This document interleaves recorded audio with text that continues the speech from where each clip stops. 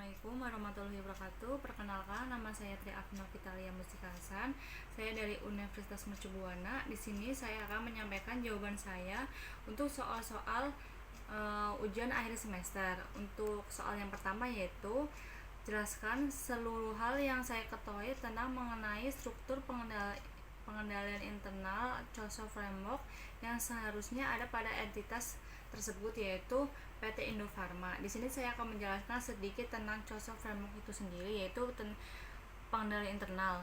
Misi utama dari COSO adalah memperbaiki atau meningkatkan kualitas laporan keuangan entitas melalui etika bisnis, pengendalian internal yang efektif, dan corporate governance.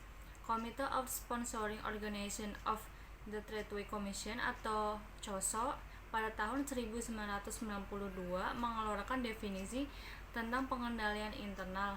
Definisi COSO tentang pengendalian internal adalah sistem pengendalian internal merupakan suatu proses yang melibatkan dewan komisaris, manajemen, dan personil lain yang dirancang untuk memberikan keyakinan memadai tentang pencapaian tiga tujuan, yaitu yang pertama efektivitas dan efisiensi operasi, yang kedua keandalan pelaporan keuangan, yang ketiga yaitu kepatuhan terhadap hukum dan peraturan yang berlaku.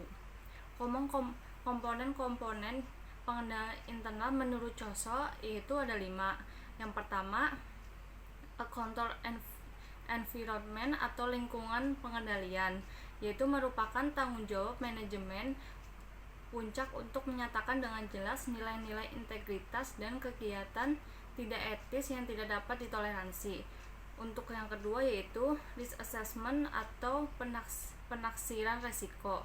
Perusahaan harus mengidentifikasi dan menganalisis faktor-faktor yang menciptakan resiko bisnis dan harus menentukan bagaimana caranya mengelola resiko tersebut.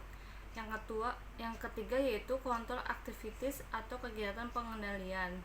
Untuk mengurangi terjadinya kecurangan, manajemen harus merancang kebijakan dan prosedur untuk mengidentifikasi risiko tertentu yang dihadapi perusahaan. Untuk yang keempat yaitu information and communication, yaitu informasi dan komunikasi. Sistem pengendalian internal harus dikomunikasikan dan diinfokan kepada seluruh karyawan perusahaan dari atas hingga bawah. Untuk kelima yaitu monitoring atau pemantauan. Sistem pengendalian internal harus dipantau secara berkala. Apabila terjadinya kekurangan yang signifikan, harus segera dilaporkan kepada manajemen puncak dan ke dewan komisaris.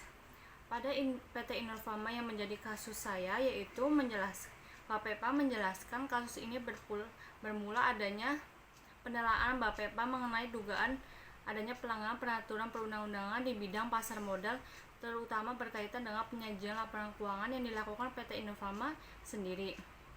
Dari hasil penelitian tersebut, Bapeppa menemukan bukti-bukti diantaranya yaitu nilai barang dalam proses dinilai lebih tinggi dari nilai yang seharusnya atau overset. Akibat harga pokok penjualan mengalami underset, laba bersih mengalami overset. Bapeppa menilai ketidaksesuaian penyampaian laporan keuangan dengan pasal 69 Undang-Undang Pasar Modal. Laba itu merupakan salah satu indikator utama untuk mengukur kinerja. Informasi laba juga dijadikan panduan dalam melakukan investasi. Adanya nilai yang material dalam persediaan barang dan dalam proses mengakibatkan overset laba dalam menyesatkan para pengguna laporan keuangan, terutama para investor yang dapat mempengaruhi pengambilan keputusannya. Informasi ini tentu sangat menyesalkan yang telah berinvestasi sebelumnya merugi, dan bagi para calon investor yang akan menanamkan sahamnya di PT Indofarma yang ada dalam laporan keuangan sangatlah menyesatkan.